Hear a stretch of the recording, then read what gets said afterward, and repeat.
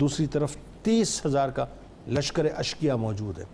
اب یہاں جو بتانے کی بات ہے ناظرین وہ بڑی سادہ سی ہے، وہ یہ ہے کہ اعلاء کلمت الحق کو کسی بھی طور سے امام علی مقام امام حسین علیہ السلام نے ترک نہیں کیا، وہاں پر کمپرومائز نہیں کیا۔ آج ہم کمپرومائزنگ ہو گئے، کمپرومائزنگ ہمیں نہیں ہونا چاہیے۔ صرف ایک جملہ کہ یہود و نصارہ کی اور اسرائیل کی تمام پروڈکٹس کو اپنے گھروں سے نکالیں، پاکستان کی پروڈکٹس کو رکھیں، بس صاحب یہ کربلائیں بپا ہوتی رہتی ہیں اسی طرح سے کہ ہم خود بپا کرواتے ہیں اور ان کو مستحکم کرتے ہیں، لہٰذا ان کو مستحکم مت کیجیے۔ ہمارے ساتھ ملک کے معروف شناخواں موجود ہوں گے، کتاب الشفا کی جانب چلتے ہیں۔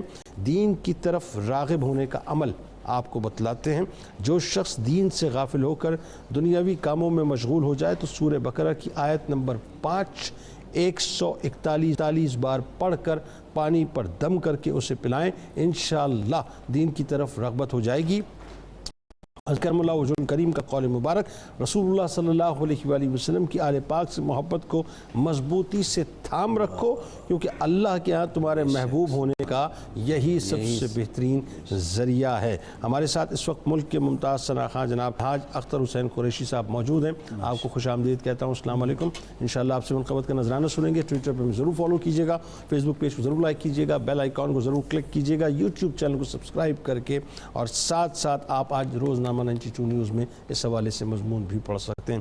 آئیے مل کے نعرہ لگاتے ہیں، اس دعا اس امید اس یقین کے ساتھ اجازت دیں کہ لا یؤمن احدکم حتی اکون احب الیہ من والدہ وولدہ والناس اجمعین۔ اللہ تعالیٰ آپ کا، ہمارا، ہم سب کا، پاکستان کا اور امت مسلمہ کا حامی و ناصر ہو، آمین۔ پاکستان کا مطلب کیا؟ لا الہ الا اللہ محمد رسول اللہ صلی اللہ علیہ وسلم۔